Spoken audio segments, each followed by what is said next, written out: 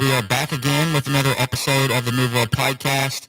And I think we've had too much of our own faces on the podcast recently.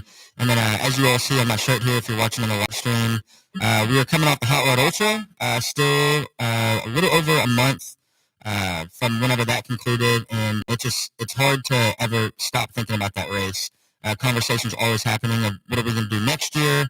What can we do better? And one of those things is our garments, our shirts that we give out to the runners. So last year we began partnering with a company called BlueCotton. It's local here to Bowling Green. And our guest today, we've actually had her on before, but it's been probably a year ago now, maybe a little bit longer. And she is a lot of the brains behind BlueCotton and a huge supporter of our events, huge supporter of Move Well. And last year we kind of started this collaboration between the Hot Rod Ultra and BlueCotton. And just going to make it better every year. So this year they did our runner bags. So if you ran the race, the bag you got at bib check-in, that was from BlueCotton. The T-shirt you got from BlueCotton that I'm wearing right now, you can see. So with all that being said, we have Miss Julie Denton on the podcast again today, sitting by Mr. Kevin Wynn over there. So Julie, I'm so excited. I think this is the first podcast that I've been on more than once. So we're moving up in the podcast world. Nice. Yeah. Cool. We're really excited to have you on, Julie. We'll kind of go through some different questions today. But really, Kevin, I think let's start with like the basic stuff, like wellness. I know we talked about that offline right before we started recording, so I'll let you kind of kick it off there, and then we'll get into the nitty gritty of BlueCotton, of how your journey with BlueCotton. I know we talked about that last time, but I want to cover that again, and then just your professional journey up to this point. Yeah, so like from the wellness perspective, we were talking offline a little bit, and Logan says he sees you at the gym all the time, and so obviously that's something you fit in your life, and it's something that's important to you. I've had the privilege of going through your doors at BlueCotton before and seeing the facility, and then obviously you guys do a great job online of just showcasing your culture and things like that. So I can tell not only for you and Mike, there's like this top-down culture of obviously hard work. That's why you guys are successful, and I love the story of BlueCotton. So I'll let you maybe glance over that a little bit of how the early days of BlueCotton, which I think maybe you weren't part of that, but way back in the day. But there's a lot of just grit and grind, and that gets you to at some pretty far. But at some point, you got to start taking care of yourself too. And I think as leaders, we've noticed companies that are very successful from having a good culture. Usually the leaders are also investing in themselves from a wellness standpoint. So I was just curious, we'll just jump straight in. What do you do for yourself? I mean, you've got a lot going on. You've got a family, you have children, you own a business, all the stuff. How do you find balance between work and life, and then how do you fit wellness into that? Right. So I have another pretty infamous podcast actually with my husband where he was talking to me about work-life balance. And my first line out of there was like, just so we're clear, I don't agree that work-life balance is actually possible. Like, there's no balance. Balance would imply that everything is equally. I think you agree with that too. Yeah, we say balance a lot. So it's just we share the time.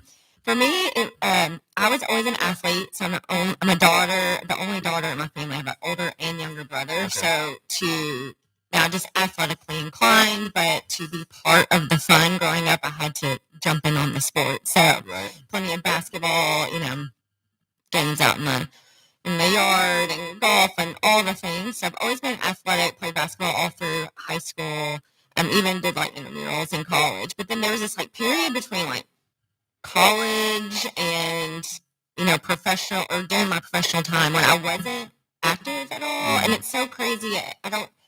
That's so not me now, so I don't understand like where I kind of lost some of that. But I got back into fitness from really just a physical well-being standpoint.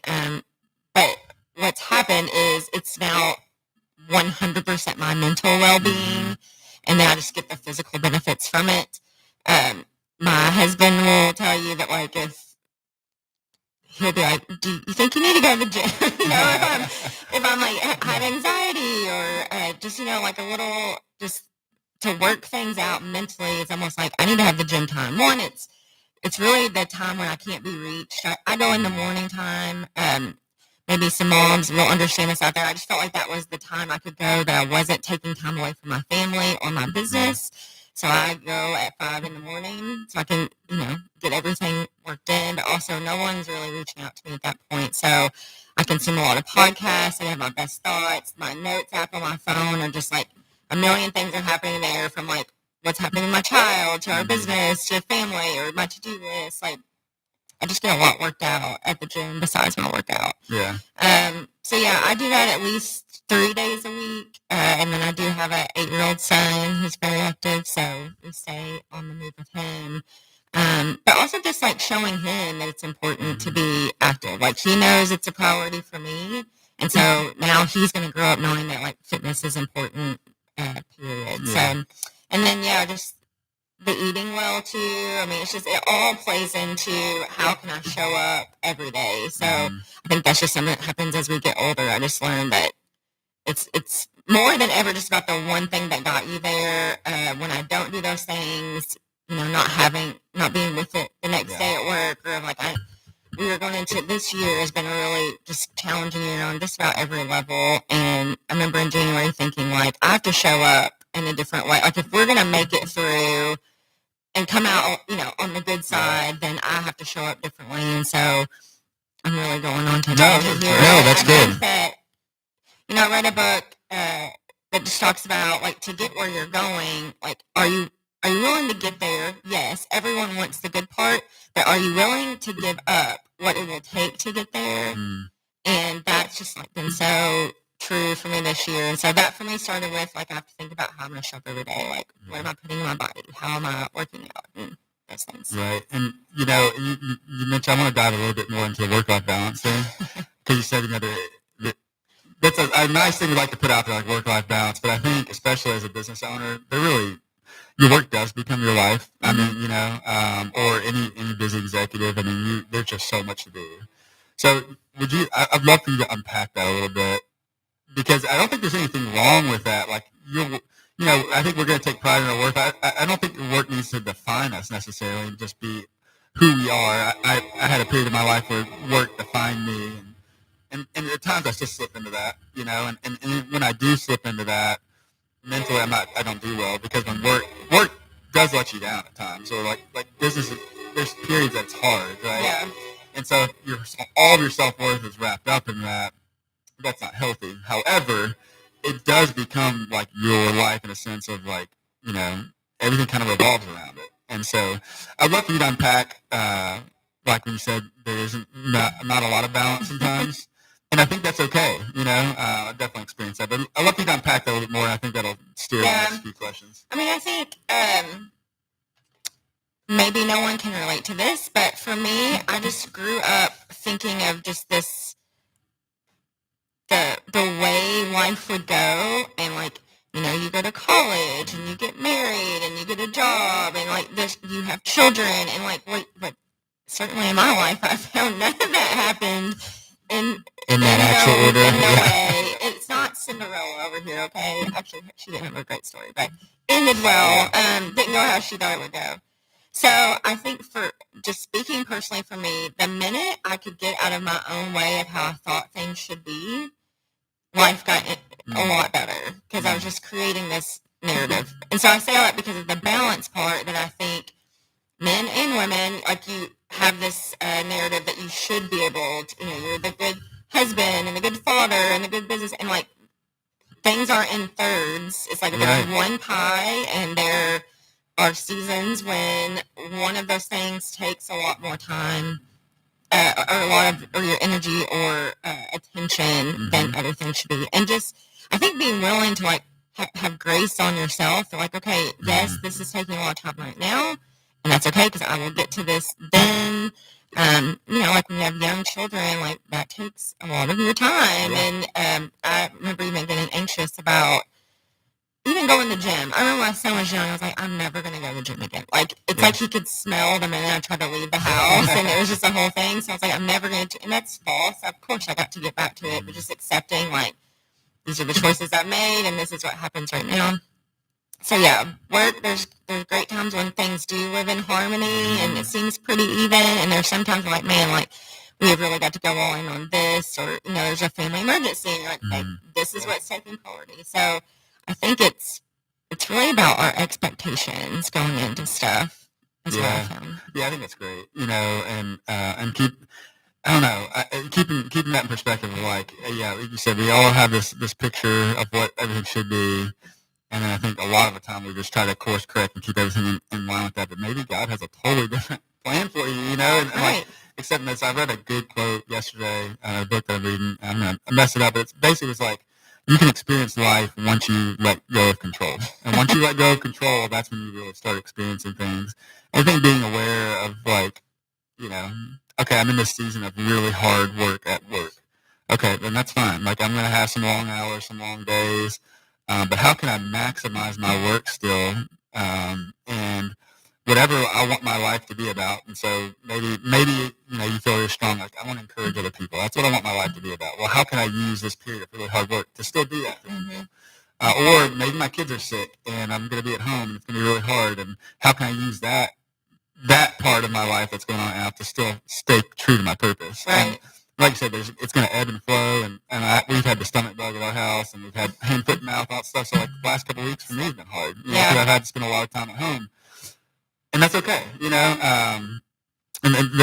I think it all, like our work and our life and our hobbies, it all does go together. And like you mentioned, like fitness, something you do for your well-being, but it is probably a hobby too. But that also powers your work. It powers your your family and all this different stuff, and so it all is just continually flowing together. Right. And like you said, it's hard to really just turn things off. And I used to try to do that. Like when I would go home, I would try to not talk about work to my wife. And she's like, I love all of you. I want to hear that side of you. Like, tell me what's going on. And once I started realizing that was okay to do, it was like this relief. Right. Yeah. Well, and it brings a closeness with your spouse too. I mean, when you're a business owner, everyone's in the business with you, And to your point, what interesting person have you ever heard of that had a cookie cutter life where everything went perfectly? Like, it's so crazy, and we don't remember those stories. And so I totally agree with you that when you let go of whatever false sense of control we have, like that's where the real life happens. Yeah, I mean, I played baseball, and I wanted to be a professional baseball player, and I was able to do that. And then once that ended, I was like, okay, I'm going to be a baseball coach.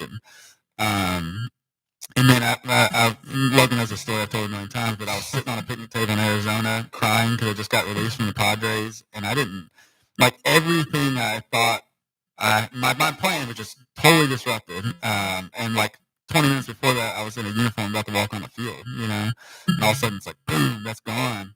And for 6 years, I chased, okay, well, now I'm going to be this coach. And it was like I kept getting roadblocks. And I was so frustrated because that was not what my plan was, right? And I wanted to be this, and I still honestly struggle. I don't watch a lot of baseball now because like I kind of start going back in that world.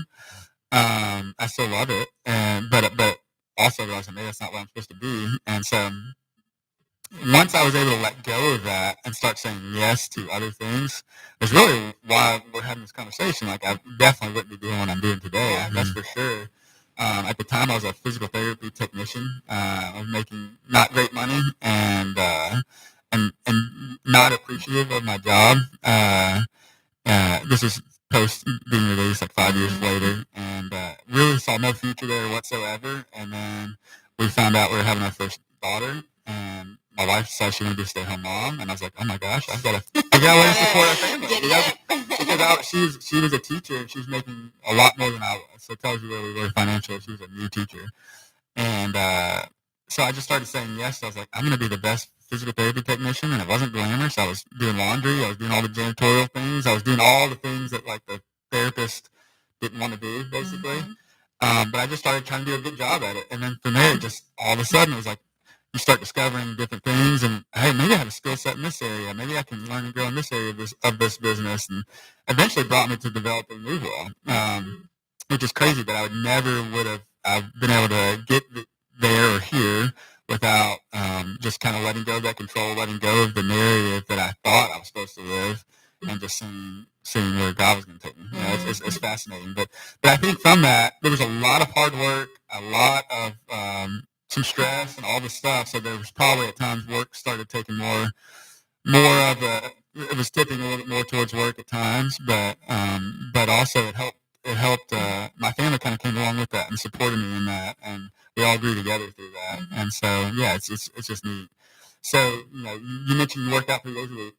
A lot of people are going to say, well, how in the world can you do that being a mom, a wife, a business owner, all the other stuff you probably got going on? Like, how do you, because I know you're tired. Like, it's not easy to wake up and get there. Like, why do you make that a priority, and how do you follow through on it? Because it's easier to say, like, okay, this is important, but actually executing on that is hard. I mean, it's just a priority. We all make choices. I mean, I used to be an afternoon workout person, and for me, and this became more tough once I had a child, but for me, as the day goes on, depending on what's happened at work, or how tired I am at the end of the day, or my guilt about I'm at the gym, or my family's at home, I should go there, like that started taking up the time when I would go work out. So I was like, okay, let's just flip the script. I can get up earlier. I personally won't feel guilty because my family is still asleep. Like, I'm not missing out on work, and maybe you burn more calories working out in the morning. I don't know. I think it sets the tone for the day too, though. Honestly. My goodness, it does. Yeah. And now it's like, you're gonna get so sick of my podcast and book references, but Jocko, have y'all heard of him? Oh, I love Jocko. Yeah. He has this great reel from someone where he was talking about like quit tomorrow. And so, like, when you wake up, you're like, oh, I don't want to go to the gym today. It's okay. We'll quit tomorrow. So, like, you go today, you can quit tomorrow. And, like, essentially, you never quit. Right. Because, so it just has to be some personal commitment, some mental strength. I don't think you get that on day one. So, it's a muscle that you build, just like you're building muscles there. But, you know, it's funny. At the gym, I would hire just about anybody I see at 5 a.m. at the gym. And when I've started learning the people around me, there's some very successful people who are at the gym at 5 a.m. There's CEO of medical groups. There's surgeons there. There's also people who just have regular jobs. I was like, I would go to battle with anybody that's in this room right now because it's a different type of mindset. So I'm not saying working out in the morning is what everybody needs to do. It's just what worked for me. But again, I started because I wanted physically to be there and really to get back in shape after, I worked out all through my pregnancy because I knew I had to live with myself afterwards. So that kind of set the tone, but I want to get back in shape. And then, really it's just what I found when I don't go, it's not so much the physical effects, it's the mental, that I feel that I just didn't have that time to go through everything. So I think as a business owner, there's a lot of pressure, to like you said, you kind of set the tone. And I said that too. Like you kind of set the tone of the organization. And so I think, you know, it's hard to show vulnerability. It's hard to show like, man, I'm stressed about this decision, or we're struggling with whatever's going on in business, and I feel anxious because of that. You mentioned earlier that sometimes you feel anxious, which is a normal thing, right? But I think it's, and maybe employees look up and say, oh, well, they should, you know, gosh, they're the owners. Like, they shouldn't be stressed. They've got, you know, they're living easy while we're doing all the hard work and stuff like that. But I think any organization where you really care about your people, that's a heavy weight to carry. I know you guys probably feel that as well. Would you say fitness is a kind of a stress management, anxiety management tool for you? Yes, I mean, yes, absolutely.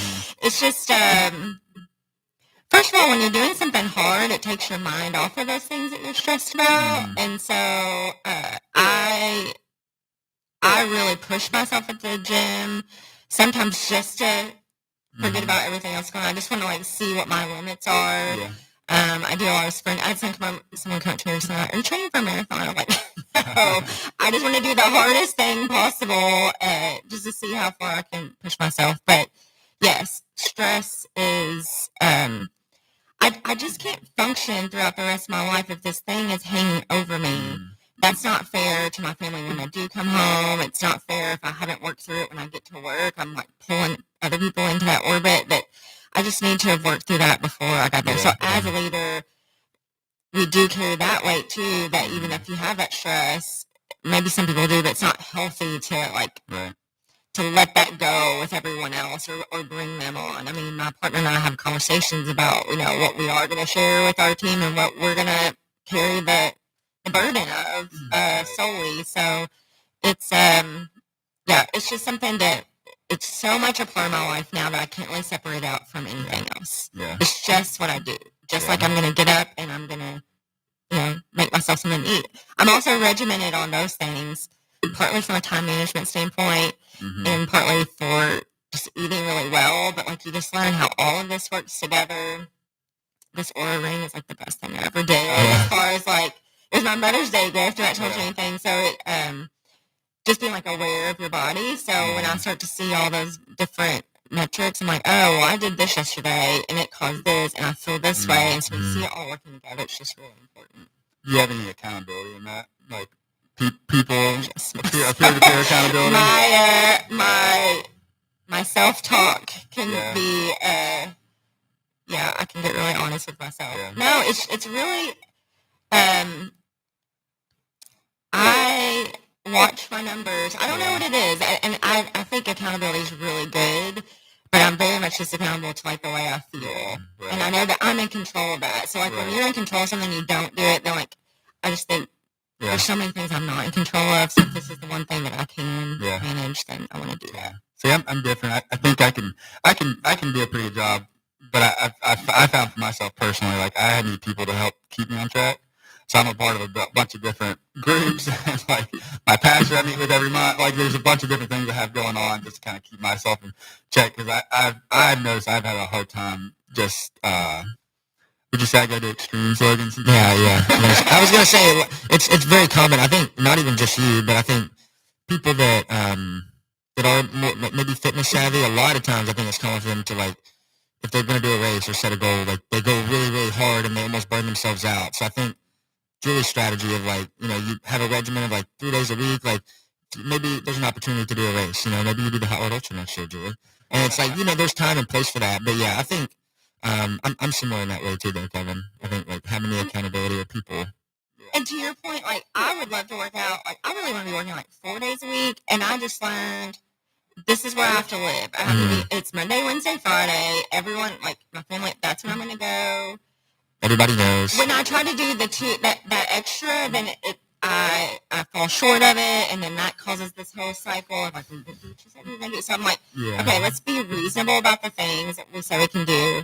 If we get more in, that's even better. Yeah. I just kind of changed my expectation around what I'm trying to get. That's smart, though. Yeah. Smart. Yeah. I think it's kind of like what you all were saying. It's almost like, I heard this in church like probably 2 months ago. It was like almost, and this was in the sense of like faith and Christianity, obviously, but like just submitting to whatever circumstances you're in, or submitting to wherever you're at in that chapter of your life. And that's like what you were saying earlier, Julie. It was like sometimes I just have to understand that like right now I can only do this, and then maybe next quarter or next year I can only do this. And obviously, as like a woman, if you're pregnant, you can only do so much. And you can still work out, but there's limitations, And then, like if you're a dad and your wife just gave birth to your child, like you're not going to work out 7 days a week. Or if you do, then you're not doing the best job ever, So I think it's just like submitting to that stage of life that you're in goes a long way, and being able to like be okay with that is good, and that takes a lot of time too. And I think that people like Kevin and I who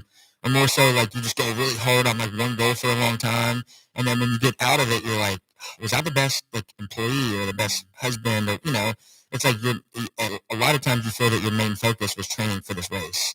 Whereas if my daughter woke up earlier than they expected, but I'd already planned to go run at 6 a.m., it's like I'm going to go run still. It's like sometimes you just have to like just submit to that circumstance and be okay with it. And I think kind of like skipping from there, you talk about like the morning routine, like getting up early and going to work out. I think there's something to that too.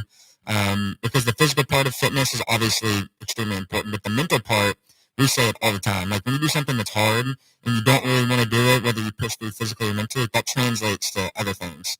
So being, like an owner in a company, you're getting up early to go to work out, and you feel good. It's like, well, I get up early every day, 3 days a week to go work out. Like go into these back-to-back meetings, and maybe there's a lot of hard conversations. Like, that's not that hard, because getting up early is hard, so that's going to translate to this. So I think it's situational, too. It primes me for the day. Yeah. And honestly, the days that I don't go to the gym, I still wake up at the same time. But currently, I'm waking up and doing some work. I think one day, hopefully in 26, I will use that time to think about work and not be doing the work.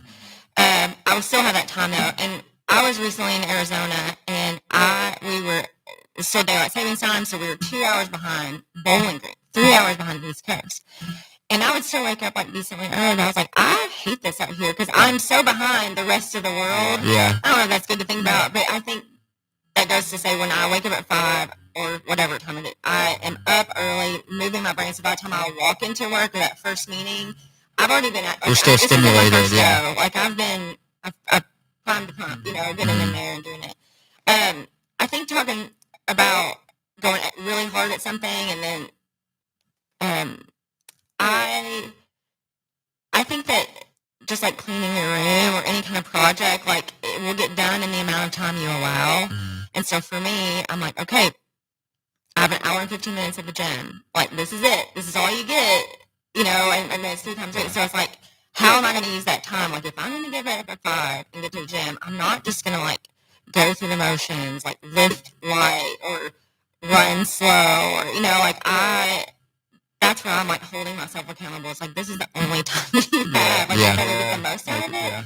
So I think that's just how I've kind of framed it up for myself too. But so it's just been a life experience. I think, Logan, you mentioned too about the physical stuff. It's like almost like a rehearsal for the other things. Yes. I was talking to somebody the other day about that. It's like, I think that's why I love ultra running so much. And Logan and I are about to do a 100-miler this weekend. Yeah. And, just a casual 100 miles. Yeah, just casual. It's been interesting. I feel like, I don't know about you, Logan, it seems to be kind of saying, I think I've done a lot better job balancing the training this one, which also would probably correlate to not doing as good. Yeah, so it does. It's like, we were talking about earlier, we're going off the tangent, but when my wife asked me, how are you feeling about your race? I told Kevin I almost wanted to be like, just stop asking me about it. Like, I just want to get to the start line. And we both have done 100-mile races before. We've done 2. We've done multiple ultras. This will be my second one.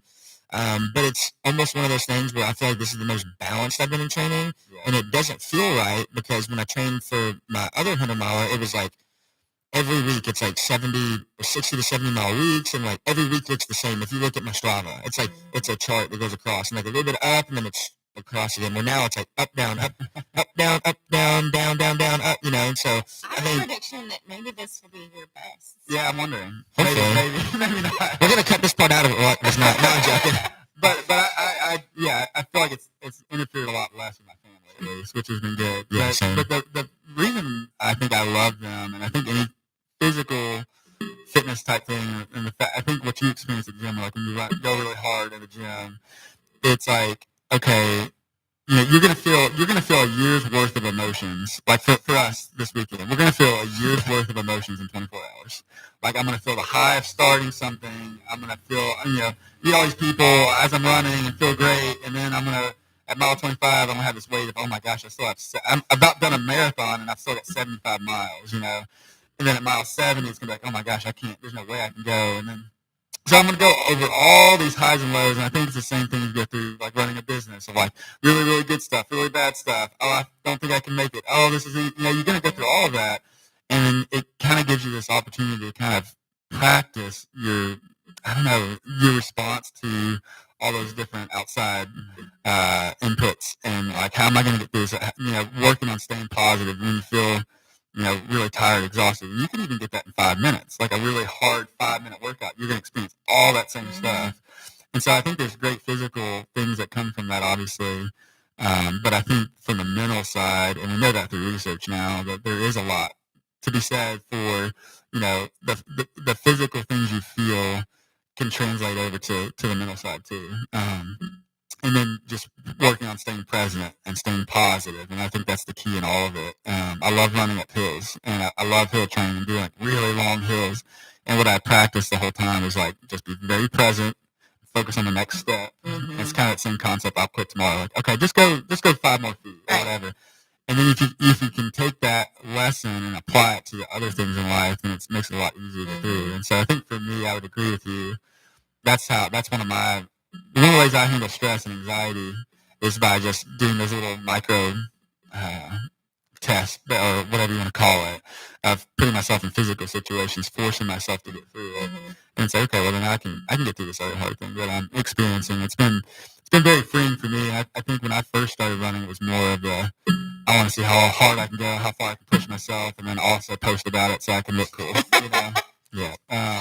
Now it's so much more than that, and I don't even post that stuff anymore, and I don't talk about it a whole lot because that's just something I know I need to do for my well-being, and even like there's a whole spiritual component now that I kind of get from that, which is cool.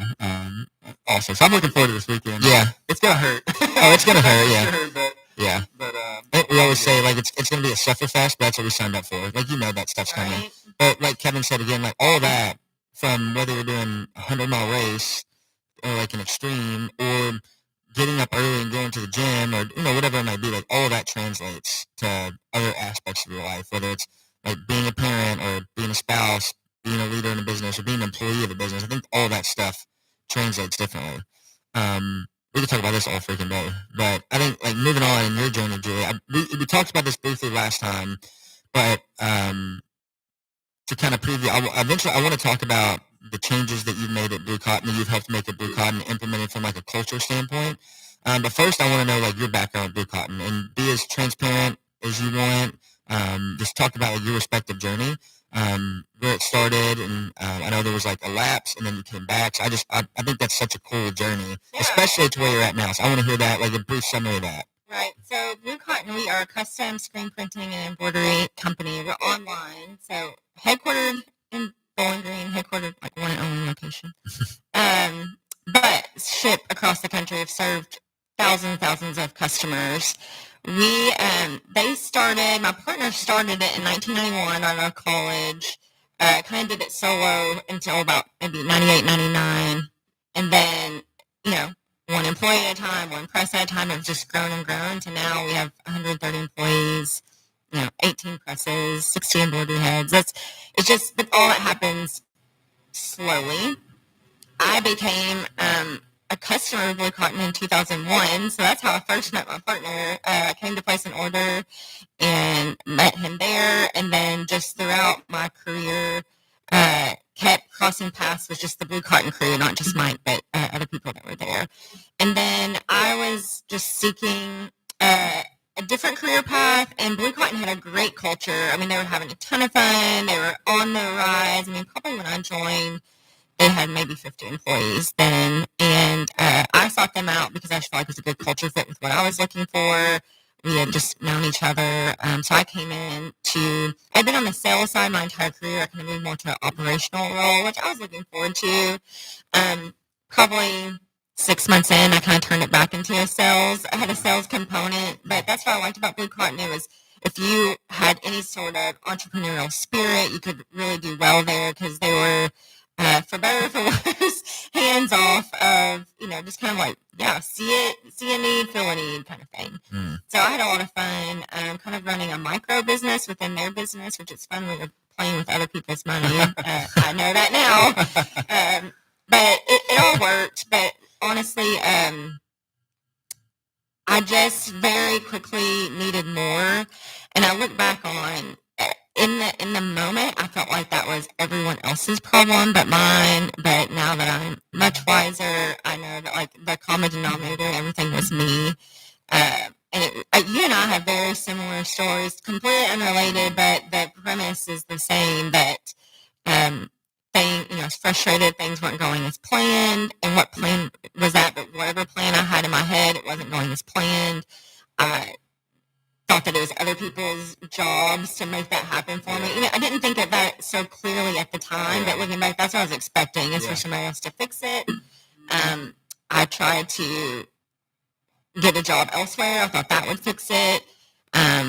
It wasn't more money that I wanted. It was fulfillment that I was looking for, and I was just looking for that to come in the wrong way. So I couldn't get a job here, which I felt like I had really good connections, but it's just we weren't going to move. And just wasn't, I was getting a dead end everywhere I went. So then you start questioning a lot of things. Like, what does it mean?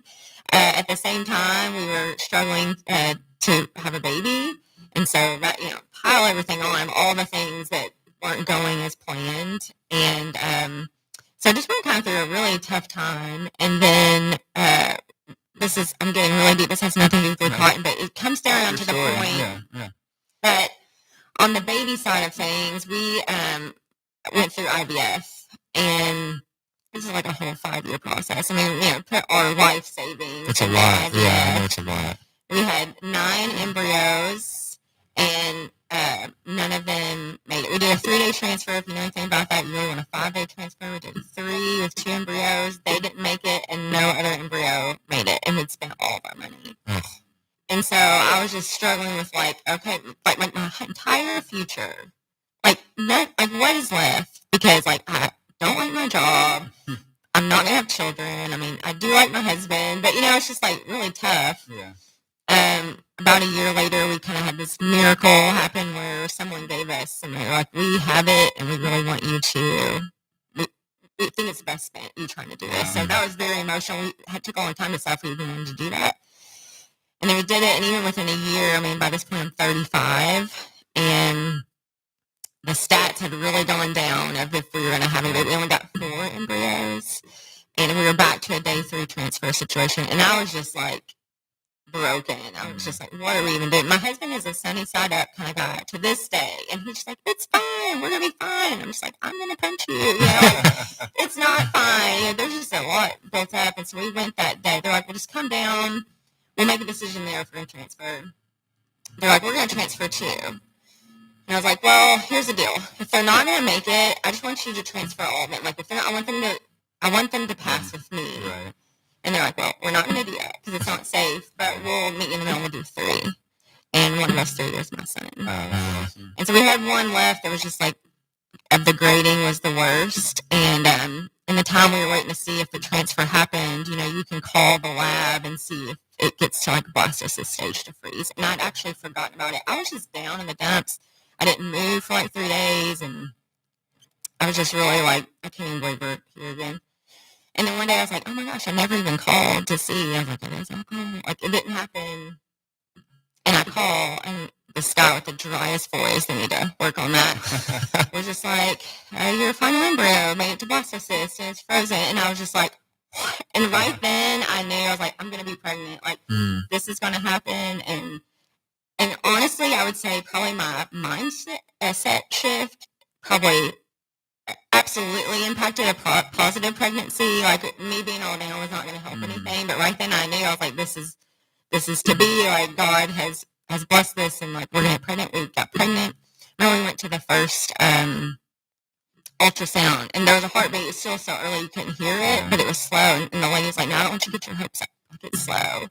And I'm sitting there thinking, you cannot tell me that this isn't going to happen. I remember being a little worried about it, but my mom just saying, you know what? This baby is coming in its own time. Just give him some time. And we didn't know if it was important then. But the next one, it was just perfect through all that. And I say all that because that is truly the moment when my everything changed for me. It's the moment that happened, changed. I didn't even tell you the best part of that is it was time to take the pregnancy test, and we waited even a couple of days. I go take the test, and we lay in bed and just talk for a while because I'm just I am so scared to walk in there. Mm-hmm. We walk in there, and it's a no. So I just come back to bed, and we just lay, and we just decided then, you know what, we're gonna have a good life. We love each other. And there's all these things we can do, and regardless, we're going to have a good life. From there, kids weren't going to be a part of our future. And so for some reason, I was still going to go to work that day. It never occurred to me, maybe I should take off today. I was no, I'm just going to work. So I go back in the bathroom to start getting ready, and 2 pink lines. Oh, my God. Wow. So I always think about it, and maybe this is just my take on it, but I think, the time it took for Ryan and I just to accept what was is the time it took for God to bless us with for us to really embrace what happened from there. So yeah, that is the moment that like has changed the trajectory. It was the time for me to get out of my own way. Like I've just been controlling everything or trying to. So from there, I mean, I went back to work. You know, after I had Grady, I went back to work. It was still the same company, still the same people, still the same job, but I was different. And so I was, you know, I was actually euphoric. I was like, I have like my fulfillment, you know, and not to put that on Grady, but just as a mom, like I just feel like my purpose. Oh, it's different, yeah. I have Oh my it, and gosh. so like everything here doesn't get me worked up about whatever. So then I just started like inserting myself into jobs. I'm just there to do a good job. So that found me, you know, in receiving, and we have a receiving issue because my salespeople were getting the brunt of, you know, the customer calls and be like, well, what's going on? And I just kept inserting myself in different parts of the business, really just to take care of my team. And that type of showing up for the company and really treating it like it was my own got me noticed more by people who originally hired me. You know, and from the time I started, let's see, I started in, oh my gosh, 11, and Grady was born in 17. So in 6 years, you know, I think I probably finally turned the person they thought they were hiring. Yeah. And then from there, just had an opportunity to buy into the company at a small level in 19, and then just continuing working my butt off. And I realized, like, for me to do this, I think it just kind of gave me confidence. Like, man, I can do more, and I want to. And so just for the piece of the puzzle I had, it just wasn't enough for the reward or even the effort I was putting in. So I went and asked to buy more. And so my partner didn't want to sell any, but he's like, you need to go ask my other partner. And so I went to him just wanting like a little piece. And he was like, I'll sell you that piece, or I'll just sell you my whole part. And I was just like the conversation in my head, I would love to have recorded, but like I've said many times, we had a conversation after that. And I do not know what we said because all I could think was like, I've got to buy it all. Like this is it. But to that point, I never even thought about that was a possibility. Yeah. Like I'd love to say, oh, I knew I wanted to be a business owner, and I was going to go in there, but I said, no, I didn't. Yeah. But long before that, I always say, like, when an opportunity like opens a door, you walk through it, whether you think you're ready or not, because like you are. Yeah. If it's being presented to you, you should find a way to make it happen. So yeah, that started about 5 months of prayer and like deep thought, lots of long runs, and talks of like, how can I even make this happen? And honestly, it was like the best thing that ever happened. I remember when my offer got accepted, I was by myself, and it was just like, but fittingly by myself, because like this is a moment, and I didn't know how much it would change. But again, it's not about like the good parts of it, because there's tons of not so fun parts. It's definitely a family business in the sense that like my husband and son are like, we have conversations around the table, you know, like Grady has, we talk about a lot of things. I just think like we're all in this together. We have one beautiful life, and I, in a way, regret that I spent so much time essentially pouting over things not going the way that I wanted. And the minute I woke up, I was just like, no more.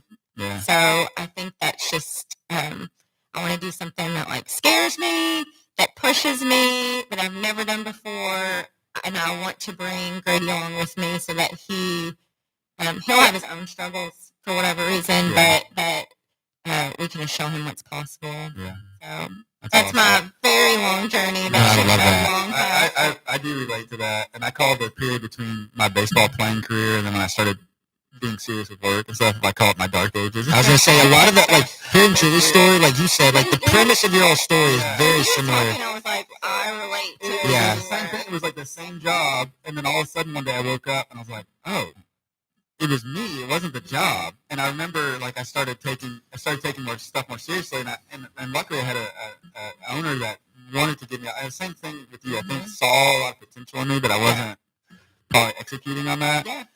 And I remember I didn't have a lot of nice clothes to wear and stuff, but I was getting invited to these meetings, and I wanted to look the part. And so I remember, like, I learned how to iron my clothes. You know, it's like every night I was ironing my clothes, and because they would get so wrinkly, like, because they were such bad quality, you know. But I like and I was ironing my clothes. I didn't know how to, I remember going into a meeting, I didn't know how to tie a tie. You know, because I'd do it like once a year for the wedding, and I'm like out in the car, like on YouTube, trying to figure it out, you know, because all of a sudden it started like meaning more to me. It was the same thing. It was the same, but then I started seeing like oh my gosh, here's opportunities here. Like, wow, we could improve the business here and we could do this because my owner was so busy, he couldn't see all that. Right. You know, he was running out doing a million things. And one of the things that I discovered was like, gosh, the people that heal, while I was working at a physical therapy clinic, so the people that have good outcomes don't necessarily always have the best treatment plan or the best fancy exercises, all this stuff. They're the ones that you build a relationship with. They're the ones that you connect to. They're the ones that they feel that they are supported and that they have this accountability. And so one of the pillars of our company now is relationship driven, you know, because I realized in that, I was like, wow.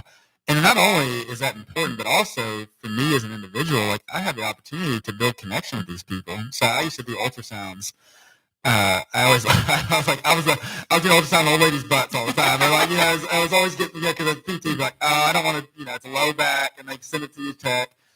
And I would be in there doing, you know, ultrasounds and low backs, you know, glutes, all this stuff, and I would just sit there and just like, oh, this is the worst thing ever, you know, as I was doing that. Gosh, like a year ago, I was signing autographs for kids, and now I'm folding towels and doing ultrasounds, you know. But that was like, you know, a 10-minute treatment. And then one day I was like, wow, I had 10 minutes to talk to this person, to learn who they are, to figure out what makes them tick, and to maybe give them some hope of like recovery or like, you know, life after this injury that's so consuming they can't see a way out of it. Like I can really impact this person positively. And that's what I started falling in love with. And I realized what I loved about baseball. I love to compete. I love the sport. I love doing athletic things. But what I really loved was helping my teammates.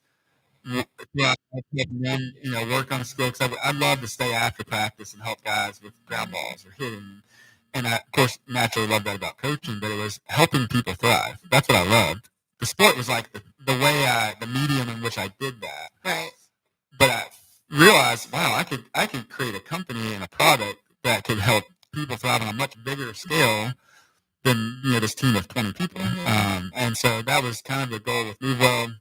That was the goal of, wow, we can get physical therapists, dietitians. It was all my past experiences from baseball, the access I had.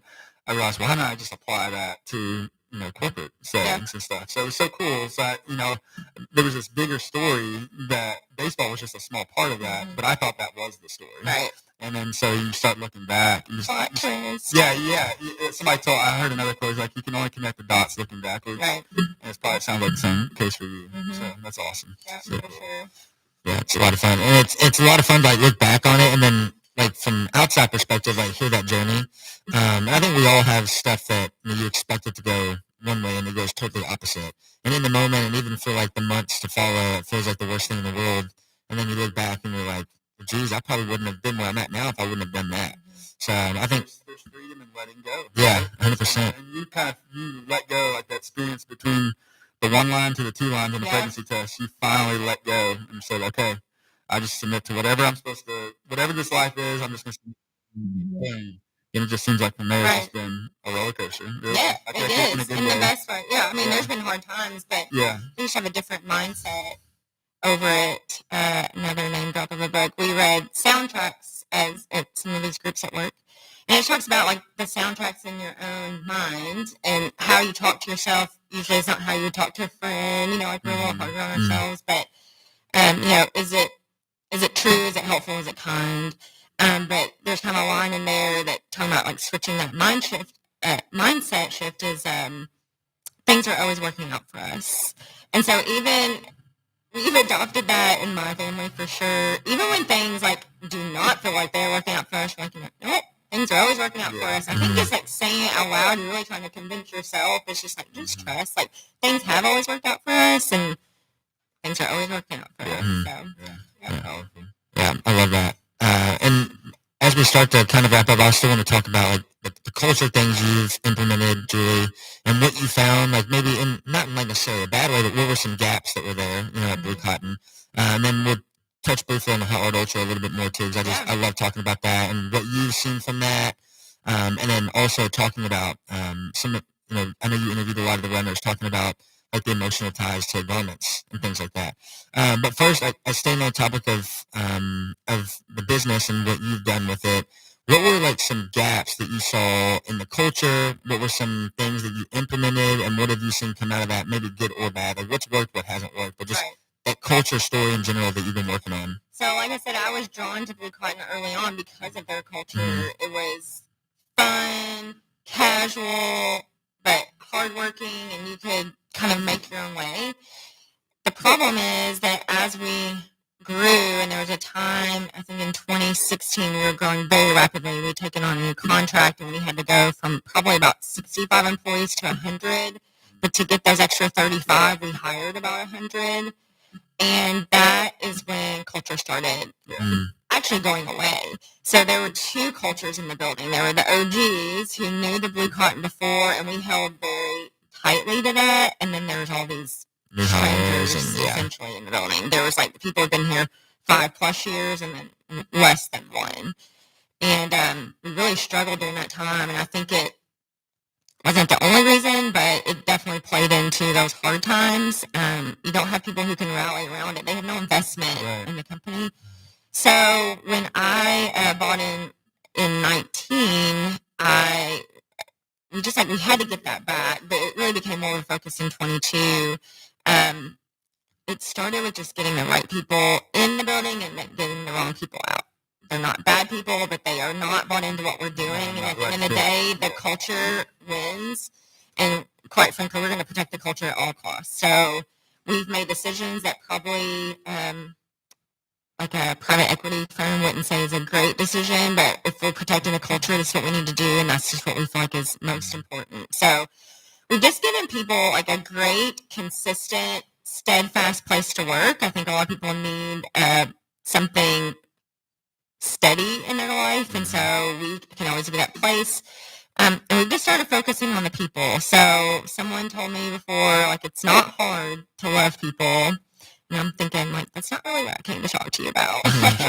It's not the answer I wanted. I wanted you to give me a fix. And it's like, this is all about people. It's just about loving people. Again, connecting the dots. In hindsight, I can totally see that that's what we're doing. It's like we're just loving people. Sometimes it's tough love.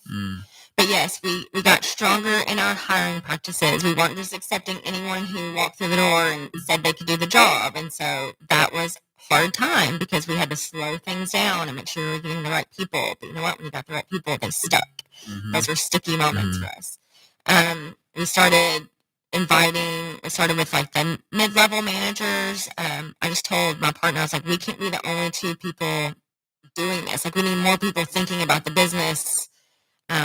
Not only when they're here, but maybe when they're not here too, but just getting them invested. So people had potential, but maybe this wasn't in their thing. It's like someone else is going to take care of it. So it's like, no, you are the someone else. Like, it is us that is going to take care of it. So getting involved, it was trial and error of what stuck. It's just kind of like, not to compare our employees to children, but just any type of relationship of like what matters and how can we incentivize and get people involved. And so just slowly but surely, you know, the formula of getting the right people in, being very clear about who we were. Like, there's no gray areas about who BlueCotton is. Like, this is who we are. This is what we stand for. If you don't have to agree with it, but if you're against it, you're not going to be happy here.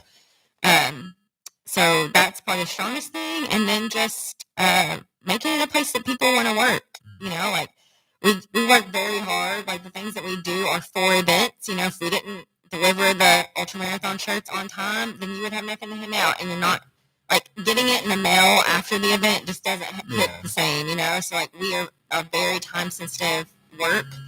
And it's important, very important to the person who ordered it and probably the hundreds of people that are going to be wearing it. So it's very time-sensitive. We have to have people who care and have just the want to do good, and then that they care about each other. So the beautiful thing that's happened is I wish it was part of some master plan that we just executed. It really was trial and error, things that over time that worked.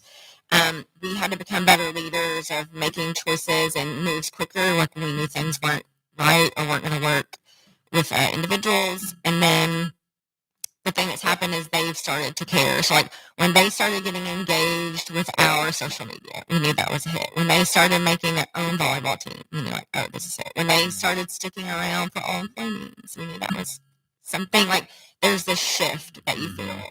And so the biggest thing for me is when we just went through a rebrand and new website, and the excitement of everyone, like, the day that we handed out their new BlueCotton shirts was just, like, palpable. Like, And That's I was cool. like, this, our tagline is mark the moment. And I was like, their excitement has marked the moment for me of all the hard work and the stress and whatever. They didn't actually see all that. In fact, they're like, so when are we doing this? Like, what's taking so long? But it's like, you only knew. But they're just so excited and proud to wear it. And then we had our launch party. We invited them to bring their families. And it was so fun. Like, even after the party ended, we still see employees walking their families around, and they got to see, like, this is my not every day, and this is what I'm doing, and they got to meet people. It was just so exciting, like, the pride on their face to show their family. I was like, that's what I want to be a part of. Yeah. If there gets to a point where we're so big that we lose that, then we're going to scale back. Yeah. It's just not worth, like, what amount of money makes it better than working in a place like that? Yeah. And then recently, we've taken a step further and we've hired 3 dream managers. Oh, man. And these are coaches to help manage the dreams of our employees. So we are funding it, but we are completely separate from it. We don't want to know anything about it other than what the employee chooses to share with us. It's not to accomplish their dreams for them. It's to coach them of like how, like, let's set goals. Let's have accountability. Let's get you that vacation, or how to buy a house, or whatever that looks like for them. So it's very exciting. It's a very exciting time. And I hope it's not just a moment in time. I hope it's something that lasts a long time. That's so cool. Yeah, I think that's amazing. I'm familiar with some of the Dream Manager programs, and it seems like the stuff that comes out of those is so powerful. I've seen some case studies and stuff. So, I hope so. The thing for us is, I personally am prepared that some people will go through this and then they will end up leaving BlueCotton. And, like, I'm totally okay with that. Yeah. Like, that, good for them, and I hope they become a customer. Yeah. But We'll come back eventually. Yeah, they'll come back in some way. Or, you know what, like, they'll refer people. Like, I want this to be kind of the Chick-fil-A of, like, the parents want their kids to start here because, like, man, what a great foundation for career to start at BlueCotton. Yeah. So, and we're starting to see some of that, like when the parents are excited for their kids to get started, even if it's part-time in high school or college, like that says a lot about kind of our impact. Mm-hmm. And then I think if we build and help develop stronger employees, then they take that person out into the community, they take that person home, and then they bring that person back in and then influence someone that's working next to them that maybe is brand new to the culture. So it's an exciting time, for sure. I love that. And I love what you said, too, about, I mean, from the outside perspective, like, obviously, you all as business owners and leaders, it's different, but I think half the battle probably is, like, the hiring process, like, slowing it down and understanding, is this person the right fit? Like, we may have to, maybe that wasn't it, so maybe we'll leave it out for the job person out for another month, or whatever it is. But Kevin, I'd love to hear, like, your take on that too. Like, I know we're a smaller company, obviously, but as you and Wade have taken the business over last April, you all have had to learn all that stuff too, and like go through the hiring and like developing culture. Like, what's been like? Do you see any like same kind of values or same experiences with Julie, or like what's your respective journey too? I'm sitting here also thinking like we have such a strong culture. And we're small, and we mentioned offline, we have 12 employees. And I've heard from my business coach that things happen in threes. So, like, when you multiply by 3, like, we get to 36, all of a sudden we have to figure all this out again. So I'm thinking about you all. You kind of went through that shift. So we didn't have the heads up. I'm taking notes right now, thinking like, gosh, hopefully we do want to grow as a company, and hopefully we do get to 100 employees one day. And how do we, what steps do we take? But some of the stuff that we've taken that I think has helped is we asked everybody, all of our employees, like, how much information do you want to know? And because there's a lot of stress from leading a business and stuff that you try to shield people from. And they're like, hey, we're so bought in to this company, not necessarily actually bought in, but just like bought in from their work ethic and stuff. And they want to see that we want this to be successful. If things aren't going good, we want to know, so we can help change whatever that needs to be. So we even share our financials with everybody. And so everybody sees that. And we were a little nervous to do that, honestly, at first, especially being a startup kind of business, because it's ups and downs. You have good months, you have bad months. But I think, if anything, it just really helped strengthen the culture. I mean, you can kind of weigh in, but I think people just want to know what's going on, and they appreciate the transparency. And from there, it seems like they've really taken ownership as far as like, hey, I want to positively impact this, and so what can I do to help? Yeah. You know, and then having really clear, transparent goals. You know, quarterly. In the beginning, I didn't know how to run a business. You know, and I didn't know that, man, we should be doing quarterly meetings with every employee and setting goals. And, a great book, Traction, EOS. You probably read it.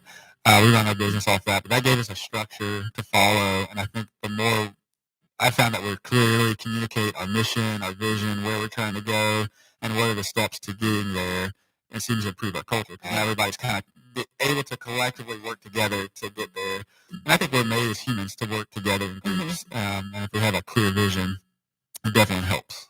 So I think I mean, you can kind of weigh in from your perspective, Logan, but I think once we got a little bit more clear about what we were trying to do, a little bit more transparent of where we were at, that seemed to have really helped. Yeah.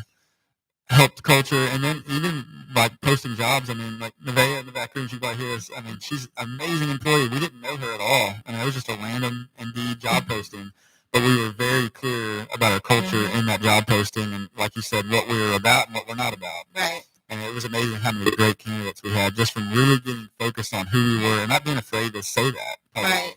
Well, it just takes work on the front end. I think a lot of people don't realize you need to do. So, yeah, the clarity is fantastic. I completely agree with you on transparency. That's what we found, too, is that we had to communicate more. And I had a unique perspective that I was the employee at this company, so I knew, like, what it felt like when you didn't know, and I was a manager, and, like, to not know how that felt. So it's like everyone wants to know where they fit in, and they do want to help. Like, generally, people want to be of good use. So we've increased that more, and that's been a positive thing for us too. Yeah, and I think from the employee perspective, speaking to what Kevin was saying, I think the transparency piece has probably been the biggest thing. And like when I came in, I was one of the first full-time hires outside of like you and Wade and Kyle was here at the time, and maybe like one other employee. Yeah. So I was kind of like thrown in on that, but we're still kind of at that place, honestly. There's only 12 of us. Yeah. But I think the transparency piece almost gives you the, like you said, like the motivation to be like, oh, okay, well, we need, like on my end now, customer success, if there are certain accounts where it's like, you know, we haven't really gotten good communication with the company representative and maybe the numbers were a little bit down. I was like, okay, what can I do to like get the numbers up? And then I'm like, I want to work in 3 months to like have their active, like the utilization of that company come up more. And then hopefully in turn that increases or that turns into another contractor with that group. Or like Tori and Nevaeh, like those groups, if they see that, you know, we're struggling with tracking incentives for some of those groups, they're like, okay, let's check in with this group. Like, let's check in with this person. You know, from the financial side, there's obviously only so much we can do as employees, but I think it just like lets us buy in because we're like, if I wanted to go home and tell my wife, like, yeah, last month we were down like this amount, but like this month we had like a $7,000 like in the green or whatever it was. You know, it's like, and not that like we have to go home and tell our families about it, but it gives us like the buy-in to be able to like feel like we can go home and talk about it. Whereas, you know, I've been in jobs before where it's like by 2 o'clock that day, I'm like, I'm ready for 5 o'clock to be here. Like, I think too, I have nothing else to do. As a leader too on the financial side too, knowing you all know what's going on, so I'm a little more wise with what I do. And also, I think what started making sense to me is when I started just really looking at things through like the perspective of stories. Story brand, I'm sure have you looked at any of the story brand marketing stuff, Donna Miller. It was great. I started looking at marketing, and he took a whole new approach to marketing. I was like, he was an author, wrote some great books, and started doing marketing for companies and really marketing to people through story. And then I started realizing people have been talking about this for centuries, like the importance of story and, you know, being, you know, the different characters in a story and all this kind of stuff. And then once I started understanding, like, okay, started understanding, like, this business is kind of a story, and where are we trying to, you know, we're on a mission, we're on this, you know, this quest, and we're trying to get here. I need to understand where I'm trying to get to and what that story looks like. So what are the turns we have to take? And like I said, they're going to change a little bit, but at least having some idea, like a path we're trying to follow. And then once I can clearly articulate a story to our employees, now they start understanding which character they are in the story, right? And so if they can figure out their place in that, now we can all come along together and get there together. And I think that's when culture really thrives. You know, I love coming here every day. I love our team meetings every Friday. We joked one day. We were like, "Hey, when our wife's out of town, we should just do like we should just work all night one night. Yeah, yeah. Well, yeah, let's do it. Bring some air mattresses in here. We like being together. We like being together. We like working hard together, and there's a lot of power in that. And it comes back to, again, as humans, we are pack animals. Like we are meant to be together. But if nobody understands the story, then what are we doing? Well, yeah, exactly. Yeah, so once I started like thinking through things in that kind of narrative, I think that started helping our culture because everybody started figuring out their place. Mm-hmm. But don't you think that's the hardest part of work as the leader? To like you have the viewpoint to see more than others, but then to like get it narrowed down to like, okay, but where are we going and what do we do? How do I articulate that in a way that inspires and makes sense? Sometimes getting clear, it's harder than because as a leader, sometimes you still don't even know. Like and it changes, right? Like what? But you've got to be, you got to be strong and courageous and positive and all this stuff, and So I think being honest sometimes does help, but like even right now, like I love this time of year because we're doing strategic planning. We're planning that, and you're probably starting to like. I'm brainstorming all over the place. And I told our staff in our last meeting, like, hey, just so you know, I'm probably going to have a bunch of random meetings with different people because I'm thinking about different directions we could go, and I want your input. Mm-hmm. So 90% of this probably is never going to happen. So don't, freak out or anything. Just know we're planning stuff out. We're looking for new opportunities.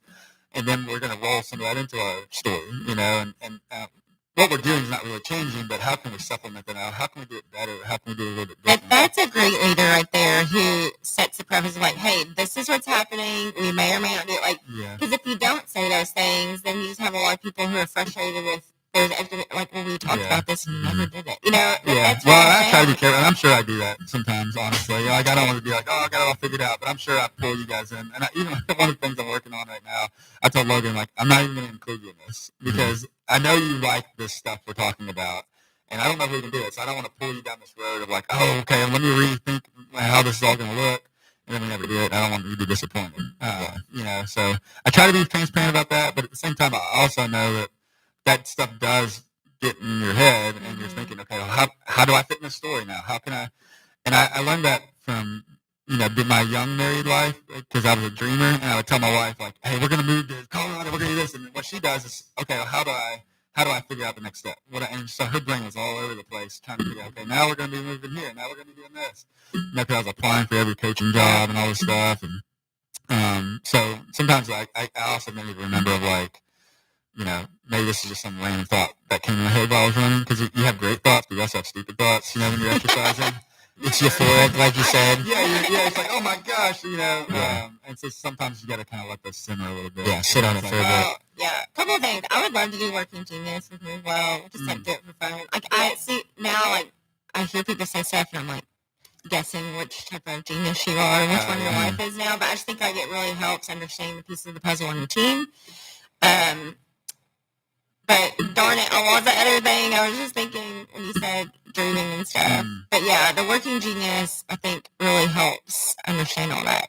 I think I was going to say is like good ideas or bad ideas. I've gotten really good at sleeping on ideas. Yeah. And so I used to have an idea and run with it, and it would just kind of fizzle out because I was still vetting it. You're still going through that discernment. And so sometimes it's a really big thing. I'm like, I have to wake up 3 mornings in a row and feel exactly the same way. Yeah. And I'll be so strong about one day, and the next day I'm like, I don't know. This I get 3 days in a row. I'm like, nope, that's it. Yeah. That's it. Then it's a go. But, I saw somebody we all know, and he posted something. There's a quote, and I think it's a great quote. But it was talking something about like the key to entrepreneurship is like shortening the time from idea to execution. And that's a great quote, and I think there's a lot of truth in that. But I think for me, that's probably my weakness because I have idea and I try to execute right away, and I don't plan it, I don't think through it, and especially the old days of the company, it was just all over the place all the time. And now I think it's like, okay, well, if it's a good idea, then it's got to, like you said, I've got to sleep on it, I've got to think about it, I need to vet it, do all those things. And once I feel pretty strong that it's a good idea, then I'm going to start pulling everybody into it. And then we're going to make a plan, and then we're going to see if it makes sense. I used to think idea and then execute was so fast. And so I totally get what that quote means because I think a lot of people get paralyzed with their ideas and they never execute on them. I think that's not hard for me to do. I think for me, the easy thing is to just change really fast. Right. I even told my wife that yesterday. I was like, we were talking about houses or something. We always look at real estate. She was like, she said something like, what if I try to convince you to live in like a tiny house or something like that? I was like, I would do that tomorrow. Like I would it's not hard for me to just switch my whole life, like and just change everything, It's a superpower. But it's a big weakness. For sure, yeah. When you're leading people, though, it's not it causes whiplash. Yeah. So trying to do better at that. I hope that, and I noticed that hurt our culture early on. We'd have a meeting. And we didn't have a lot of structure to it, and I was all over the place with ideas. And so everybody's trying to figure out, okay, how do I support this? Where do I go? And it just left a lot of confusion. Which I think, Wade, my business partner, is great because he's kind of, I'd say the opposite of that. Yeah. A little more methodical and very, that's why he functions as our COO. Because he can figure out how to execute that. He's going to slow me down. Like, I sent him an idea back in March, like a whole idea. I sent this big email. He's like, he never opened the email. After like 2 days, I told him just to leave. He's like, well, I never even looked at it. He's like, I know. He knows, yeah. So I think we work very well together in that. Yeah, definitely. Yeah. To talk about culture, though, I will talk about Ultra. Yeah. So, I was there. I came there last year, too, but I came there this year to get content for BlueCotton, quite honestly. But when I was met with, and still was like, I left inspired. It was not on my radar to do anything. I was like, oh my gosh, I want to be a part of it. So I know that it seems to me that the Ultra is like something fun that you do. It does tie into your work, but it's not your work. Right. It's the fun thing that you do. But I think that what you've created is, people want to be a part of something. And there's a lot of things that are happening there. I think what you were talking about earlier, like what you're going to go through, emotionalizing that 100 miles. I mean, think about all the people that participated and everything that they're going through. Like, what is every person working through there while they're so there? interesting. I could feel that when I was there. Maybe I was just in a headspace to accept it, but it was very cool. Our big thing I said is mark the moment. And I always say, if I've never met you and I asked you to show me your t-shirt drawer, it would tell a story about your life and what you held dear. And so when I was going around to everyone saying, like, how many races have you participated in? Like, from a 5K to this, these people are serious. Like, a lot. And I was so impressed. But, when I was like, how many did you get t-shirts for? And I'm like, every one of them.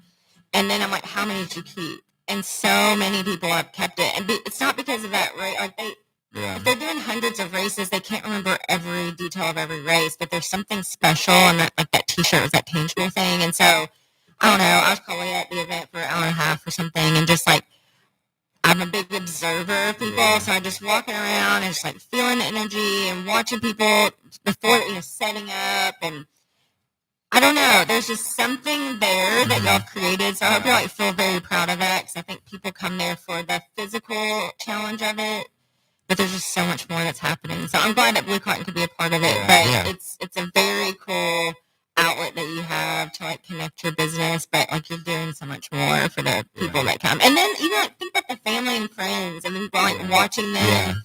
Again, you don't know what got them to that point or what they're going through, and then the people are cheering them on. It's just like that, almost like a breakthrough moment for people. It's really cool. Yeah. I think it's funny. I've been another thing I'm throwing ideas at Logan about was just like crafting our vision statement, being a little more clear about our business vision statement. But one of the things is like, I think I want something around that we want people to experience that breakthrough kind of moment.